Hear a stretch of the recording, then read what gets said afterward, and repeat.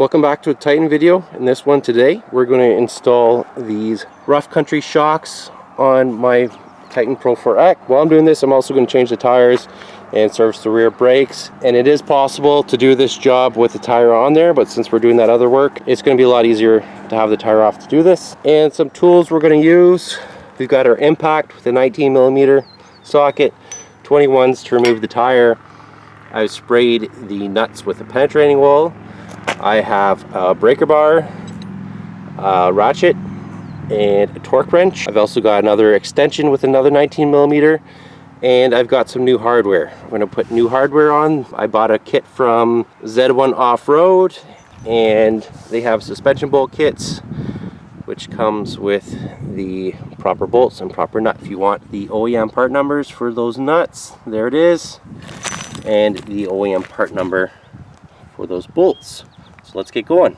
In there is our top 19mm bolt. You just have to kind of watch out for this wiring harness here. Down here is our bottom 19mm bolt, and then with the nut on the inside. And this is how the shocks come, with the strap on them, with them compressed. They will be easier to install with the strap on. But if you're going to install boots, you're going to have to take the strap off to get the boot on. And you do have to order boots separately. You can order them from Rough Country.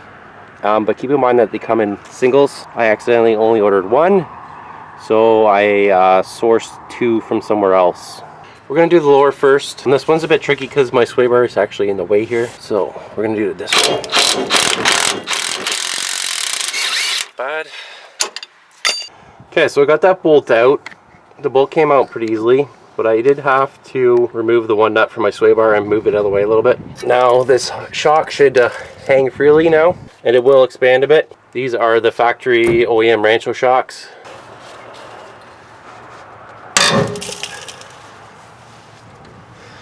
That one was a bit more stuck, definitely.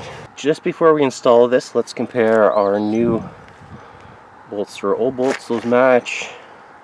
Old and new nuts, those match. Also, let's compare our old shocks to our new shocks. Quite a bit less rust, which is good. And our new ones are about 1.5 inches longer, maybe 2 inches longer, which is good because I do have a 1-inch lift block on here, so a longer shock will be a little bit better. As I said, these are the Pro4X shocks. These are, I believe Rough Country said 0 to 2.5 inches of lift, so that will work good with our 1-inch lift block in the back.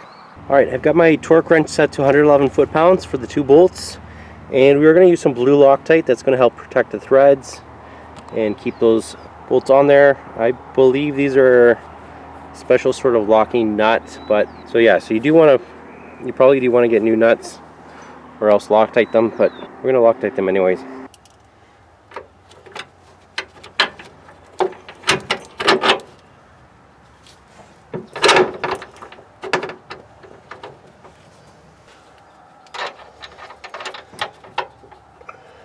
Okay, for this you're going to have to compress the shock. These compress pretty easily. You're going to have to push up on the shock. Line up the hole.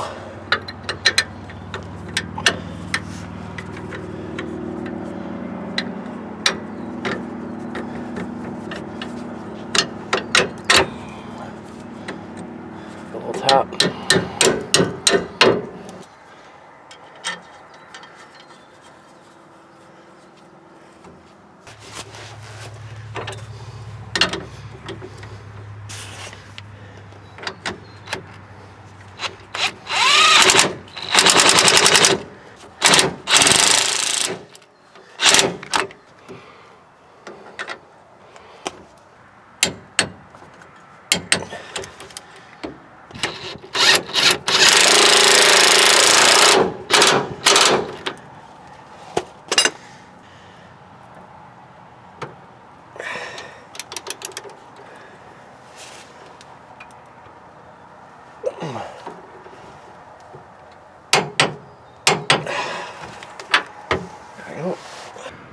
So for the passenger side, the shock bolt is right there, and that is behind part of the rear fender liner.